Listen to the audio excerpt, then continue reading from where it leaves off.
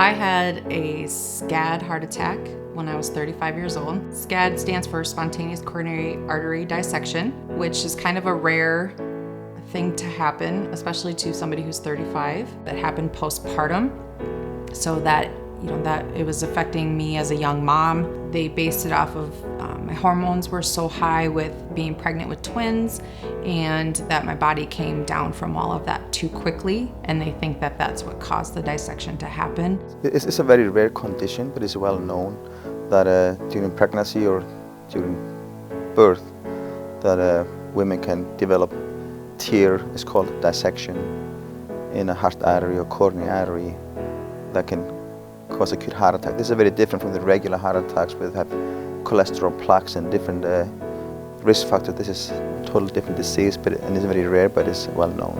I had just had twin baby girls 2.5 weeks before I had my heart attack. They were in the NICU up in Sioux Falls. We had them at 28 weeks. So we had a lot going on at that time.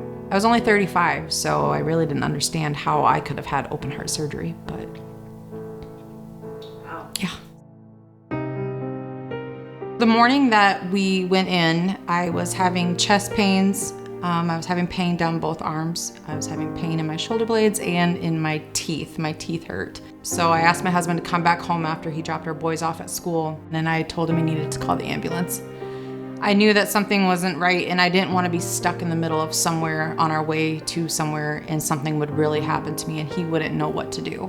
We don't transport from George, but we had the transporting ambulance bring me to Sheldon. I had 4 EKGs done, a CT scan of my chest. They wanted to make sure there wasn't any blood clots. Had all the lab work done. From there, the doctor called Sioux Falls to the cardiologist just to talk about things. My EKG results were all over the place, but I felt fine the entire time I was there. When we got over to the hospital, you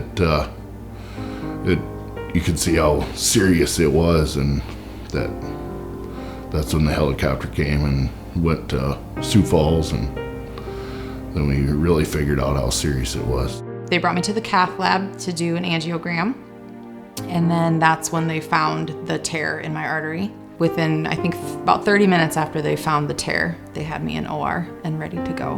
When they wheeled Emily back in, and it was just like, what is going on here, So it's kind of a blur of what really all took place. I can't even tell you. I was in the hospital for 5 days. I was on a weight restriction for 2 weeks. I couldn't lift more than 8 pounds. I knew that I wanted to get better, so I tried to do all the things that they tell you to do.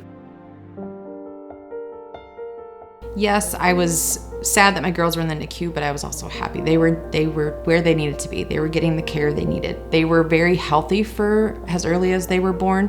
So I felt like nothing major was going to happen. Because you don't know when they're as big as your hand if they're gonna have any side effects or something's not gonna develop right, but they've been really good. The community support was just awesome. We had people bring meals from church. We had meals almost every day of the week for weeks. And I still get people ask me all the time about the girls. You don't think that it'll ever happen to you, and if it would ever, if it ever did, would they, turn around and do it again? And they do.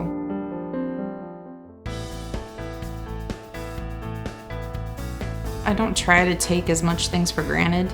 The little things, try to enjoy them a little more. Just trying to do more things with my family or with my friends. One day at a time is a big thing, especially with how busy we are here. But just taking one day at a time and enjoying it.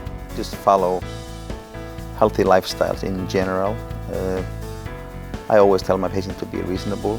But try to exercise every day, 30 to 40 minutes most days of the week, and in general eat a healthy diet, like low fat, low salt diet.